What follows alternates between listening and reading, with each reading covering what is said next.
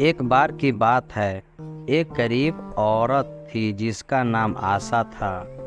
वह एक छोटे से गांव में अपने माता पिता और छोटे भाई बहनों के साथ रहती थी।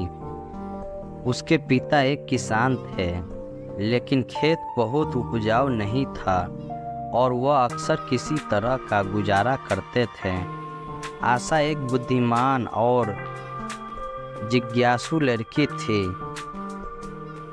वह अपने आसपास की दुनिया के बारे में जानना पसंद करती थी।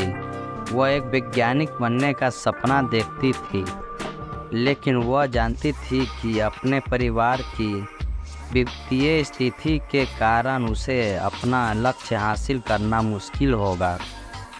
एक दिन आशा के पिता बीमार पड़ गए। वह काम करने में असमर्थ थे और परिवार की आय और भी कम हो गई। आशा को अपने परिवार की मदद करने के लिए स्कूल छोड़ना पड़ा। आशा ने अपने परिवार का समर्थन करने के लिए कड़ी मेहनत की। उसने घरों की सफाई और खेतों में काम करने जैसे अजीब अजीब काम किए।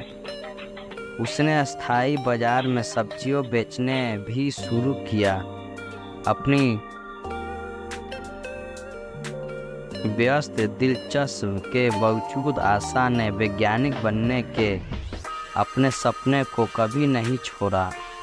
वह देर रात तक पढ़ाई करती थी और स्थानीय पुस्तकालय से किताबें उधार लेती थी। उसने घर पर भी अपने स्वयं के प्रयोग करना शुरू कर दिया। कई सालों की कड़ी मेहनत और दृढ़ सफलता के बाद आशा ने आखिरकार अपने सपने को हासिल कर लिया। वह विश्वविद्यालय में दाखिला लिया और वैज्ञानिक बन गई। उन्होंने विज्ञान के क्षेत्र में महत्वपूर्ण योगदान दिया। आशा की कहानी हम सभी के लिए एक प्रेरणा है। यह दिखाता है कि अगर हम अपने दिमाग में रखते हैं और अपने सपनों को कभी नहीं छोड़ते हैं तो कुछ भी संभव है। यह भी दिखाता है कि हमारे जुनून का पालन करना महत्वपूर्ण है, भले ही यह मुश्किल हो।